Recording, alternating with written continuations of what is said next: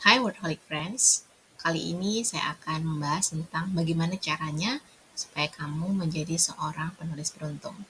Jadi bulan kemarin saya membuat free webinar yang temanya bagaimana cara meningkatkan jiwa entrepreneur di dalam diri penulis.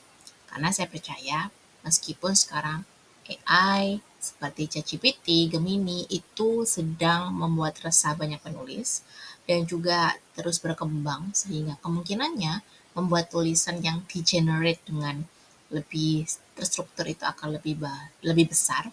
Tapi bagi saya AI itu ya seperti tools karena yang tidak bisa digantikan adalah otak manusia. Itu kan yang paling penting yang harus kalian ketahui sebagai seorang penulis. Justru dengan adanya AI, kita seharusnya harus lebih semangat untuk memoles soft skill kita, termasuk juga hard skill kita sebagai seorang penulis.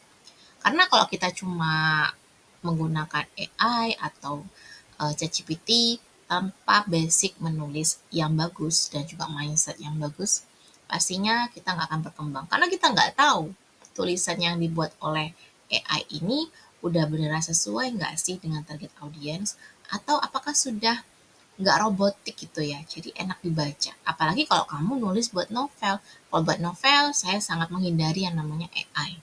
Karena nanti bisa berbahaya kalau misalnya ternyata tulisannya di-generate mirip dengan tulisan penulis lain. Nah ini kan bisa lebih nggak enak juga kan ya kalau berbuntut panjang. Nah sekarang back to the topic. Gimana caranya kalau kamu ingin menjadi penulis yang beruntung? Ya mungkin ada privilege Kak Revi, mungkin sudah dari takdirnya.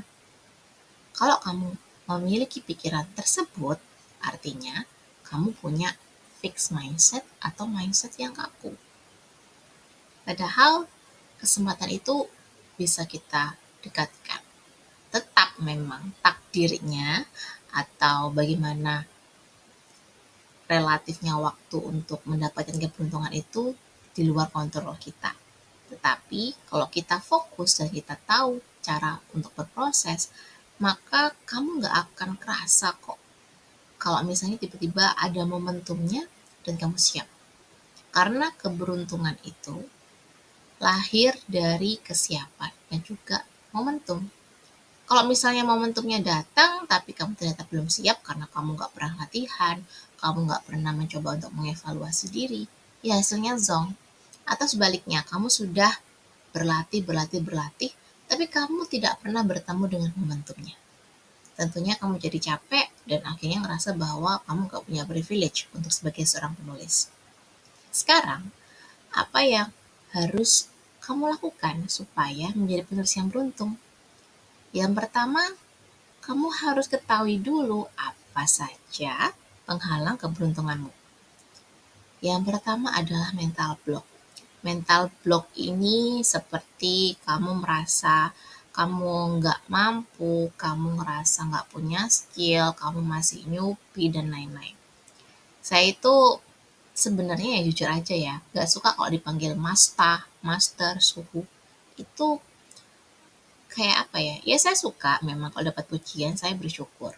Tapi kalau dianggap sebagai master, itu kayak terlalu over gitu, terlalu berlebihan. Kalau dibilang penulis profesional, iya. Karena kenyataannya saya sudah dibayar lewat tulisan. Jadi bukan lagi seorang newbie atau amatir.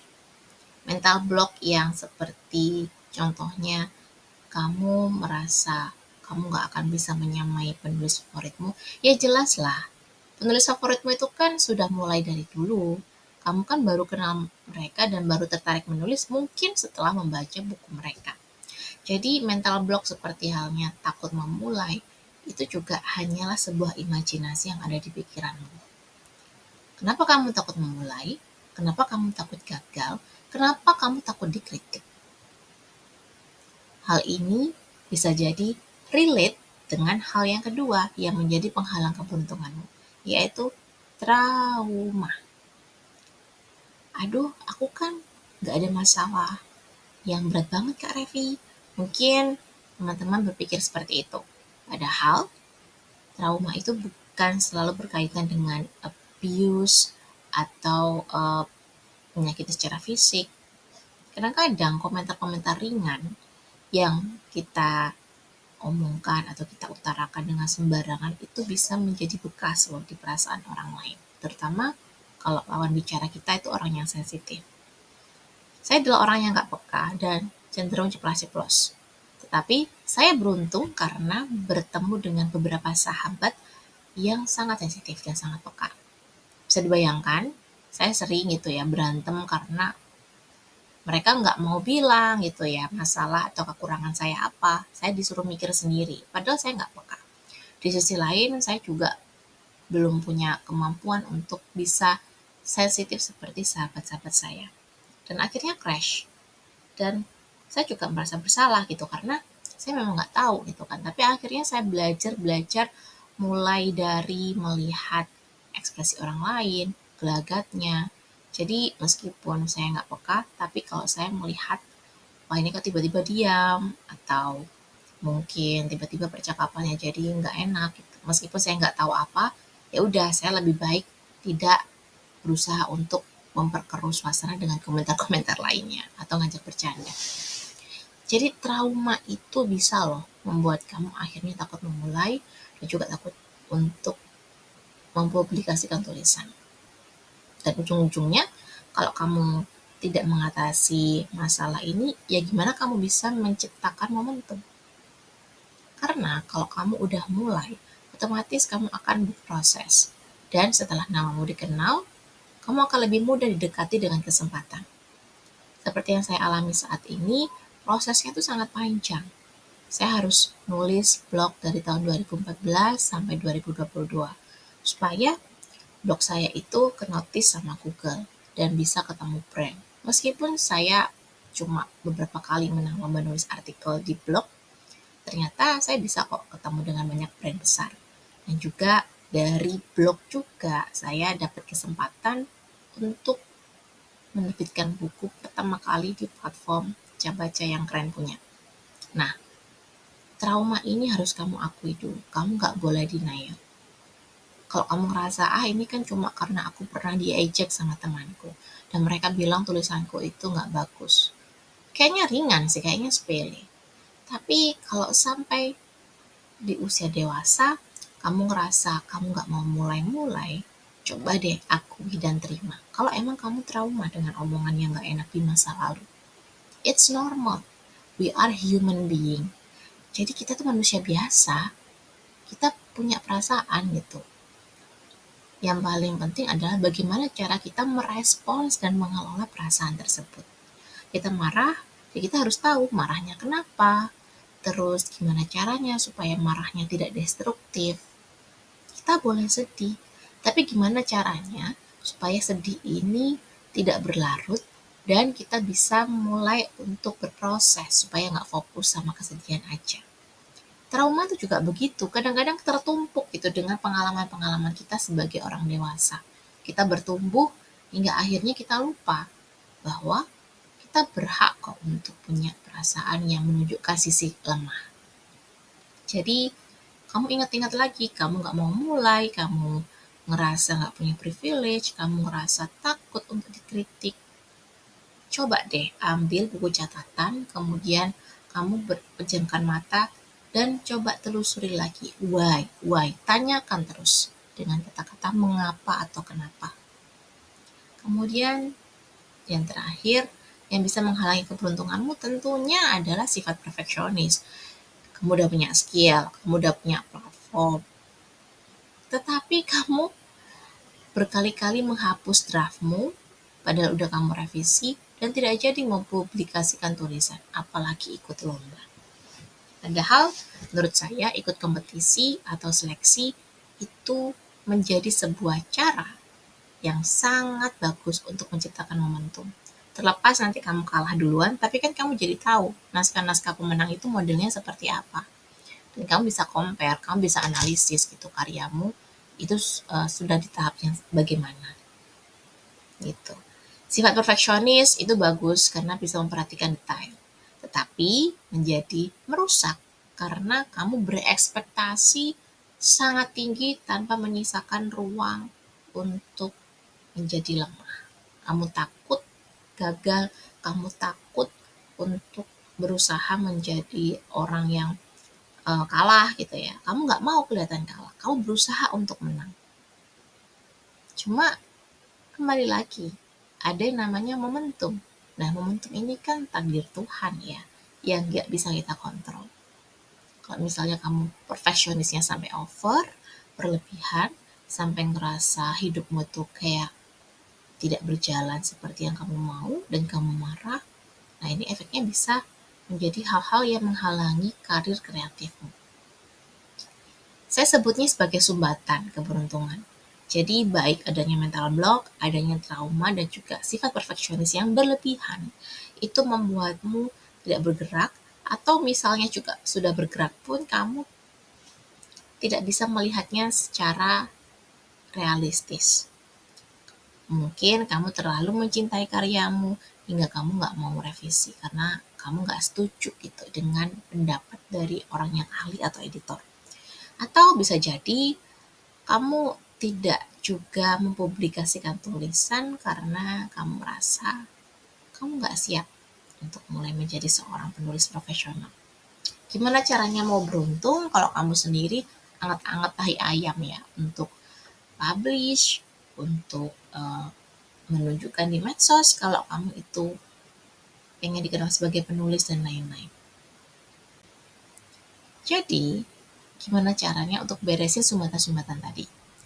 Yang pertama, kamu bisa belajar shadow meditation. Shadow meditation ini adalah cara untuk memperbaiki, nge-reframe ulang luka-luka kita di masa lalu. Dan bisa jadi ini muncul di saat kita masih kecil, yang disebut dengan inner child. Caranya gimana? Kamu bisa cari guide meditation to shadow work gitu ya, yang 5 menit atau 10 menit di YouTube. Kamu pilih aja dan kamu coba. Cari aja yang 5 menit, 10 menit dengan keyword seperti itu di YouTube ya. Nah, berikutnya, ketika kamu memejamkan mata sambil mendengarkan musik yang dipakai untuk meditasi, kamu cari tahu masa lalumu itu atau momen di masa yang sebelumnya, entah kamu masih kecil atau kamu sudah ABG, yang membuatmu itu menjadi takut gitu atau ngerasa minder sama tulisan. Jelasin apa trigger awalnya. Kamu balik ke kejadian tersebut, kamu ajak ngobrol dirimu di masa lalu. Kamu peluk, kamu temanin dia nangis, ulangi dengan kata-kata yang positif juga. Misalnya, Revi, kamu nanti itu kalau gede, kamu udah kerja di perusahaan yang bagus. Walaupun kamu belum masuk toko buku, tapi kamu udah diterbitin nih sama penerbit mayor secara digital. Dan ada yang bestseller loh. Jadi jangan putus asa, sekarang gak apa-apa sedih. Ulangi terus. Mungkin dalam proses shadow meditation ini, kamu akan nangis, atau mungkin kamu gak ngerasain apa-apa. Tapi akhirnya kamu berani berbicara dengan dirimu yang mengalami luka itu. Ini yang paling penting. Jadi kamu juga kalau misalnya sudah rutin untuk membereskan sumbatanmu lewat shadow meditation, coba deh cari coach atau mentor gitu ya, untuk bisa mengobati kekuranganmu. Saya adalah seorang penulis yang punya jiwa leadership lemah dan jadi fobia. Jadi waktu masih sekolah menengah dan SD, saya merasa bahwa saya tuh nggak mau gitu ya jadi pemimpin. Saya nggak mau jadi leader, saya cuma pengen jadi penulis. Padahal untuk menjadi penulis, terutama kalau kamu freelance writer, kamu butuh self leadership untuk disiplin, untuk manajemen waktu, untuk mau belajar bernegosiasi dan lain-lain. Jadi ya udah, kamu perlu gitu menyisihkan uang minimal, entah kamu belajar lewat e-course atau cari mentor. Karena bagi saya sendiri, fobia leadership saya itu sudah bisa saya atasi, walaupun kadang-kadang berusaha untuk muncul, ya karena saya punya mentor gitu. Investasi lahir ke atas. Semakin kamu kenal dirimu, semakin kamu akan tahu gitu cara mengatasi hal-hal yang kurang menyenangkan saat terjadi pada dirimu juga. Kemudian, buatlah target menulis yang minimal. Dalam satu semester misalnya cuma 1 goals atau 2 goals menulis. Nggak perlu banyak-banyak. Kemudian jangan salah ya, vibes-mu itu harus naik supaya kamu bisa frekuensimu tuh bisa nyambung sama orang-orang yang networkingnya bagus dan bisa nanti connect sama kamu. Gimana caranya? Stop dengerin lagu melo. Dengerin lagu-lagu bahagia. Entah liriknya yang bahagia atau musiknya yang bisa naikin mood. Karena sudah ada jurnal-jurnalnya dan juga ini ya riset juga, kamu bisa cari itu di Google atau di buku gitu, bahwa musik yang terlalu mellow atau liriknya yang terlalu sedih itu malah bisa memicu hal-hal yang gak enak di perasaan, dan kamu jadinya turun gitu daya tarikmu untuk menarik kesempatan orang lain yang bagus ya maksudnya. Jadi kamu perlu nih belajar untuk gak terlalu sering dengerin lagu melo, apalagi kalau kamu introvert. Ya, yang terakhir adalah cobalah masuk ke komunitas nulis yang emang udah dikurasi atau memang dia bagus gitu, karena ada pengalaman untuk membimbing penulis-penulis baru.